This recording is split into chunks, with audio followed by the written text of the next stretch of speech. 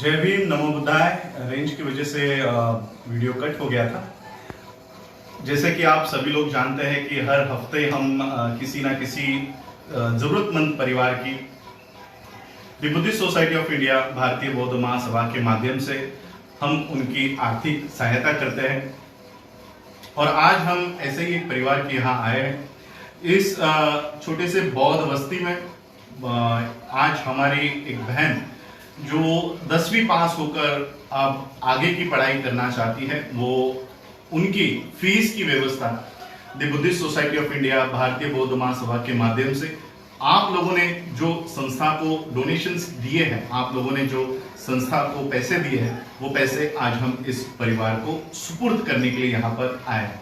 तो आज हमारे आप तुमचं नाव सांगाल सगळ्यांना?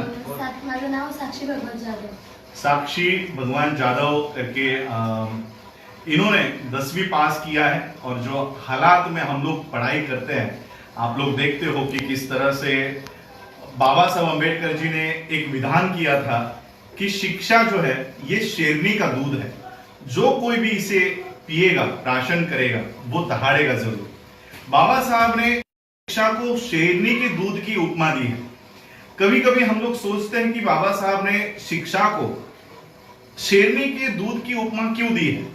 शेरनी के दूध की उपमा इसलिए दी है क्योंकि हम एक बकरी के दूध को भी हम ठीक से निकाल नहीं पाएंगे।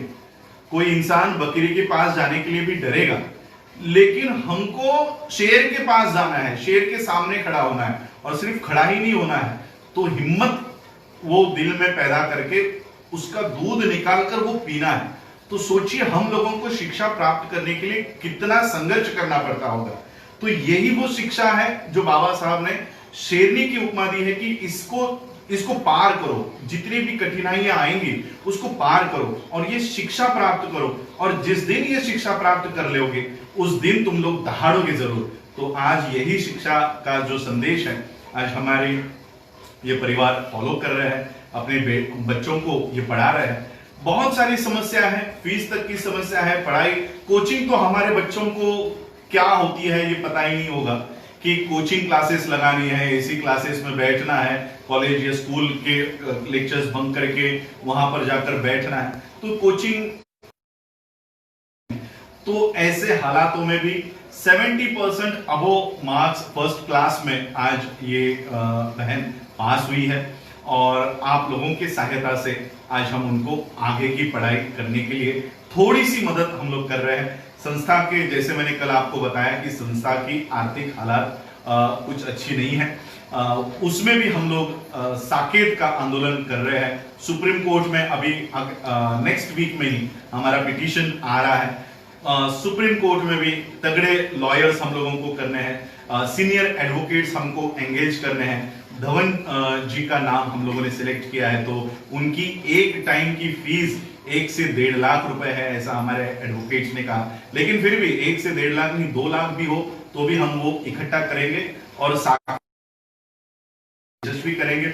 लेकिन उससे भी पहले जो जरूरी है, ये हमारे बहन की शिक्षा की जरूरत है। कल वो एडमिशन की प्रोसेस है, तो इसलिए आज हम एक छोटी सी अमाउंट हम लोग वहां पर दे रहे हैं। संस्था की हालात, आर्थिक हालात उतनी मजबूत नहीं है, तो एक छोटा सा चेक और कुछ कैश मेरी तरफ से मैं उनको दे रहा हूं।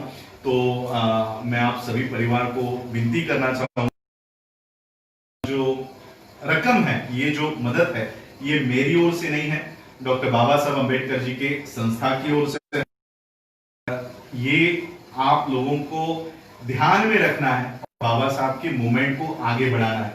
ये हम लोग सिर्फ पैसे नहीं दे रहे हैं, ये पीढ़ी तैयार कर रहे हैं जो आने वाले और 50 सालों तक बाबा साहब की इस मूवमेंट को आगे लेकर जाएंगे। चाहे ये बच्चे आईएएस बन जाए, आईपीएस बन जाए, डॉक्टर बन जाए, लॉयर बन जाए, लेकिन उस सीट से भी ये बाबा साहब के विचारों को आगे बढ़ाती रहेगी। इसलिए हम इस पौधे को ये पानी डाल रहे हैं। ये आर्थिक मदद नहीं है, ये बाबा साहब के विचारों के कार्यकर्ता हम तैयार कर रहे हैं। गांव गांव में, घर घर में हम ये कार्यकर्ता तैयार कर रहे हैं। और उस कार्यकर्ता को तैयार करने का ये छोटा सा माध्यम बाबा साहब के परिवार की ओर से और बाबा साहब की संस्था की ओर से हम ये मदद कर रहे हैं। आप लोगों ने आज मुझे सुना, उसके लिए सभी लोगों का आभार, धन्यवाद। जय भीम, नमो बुद्धाय।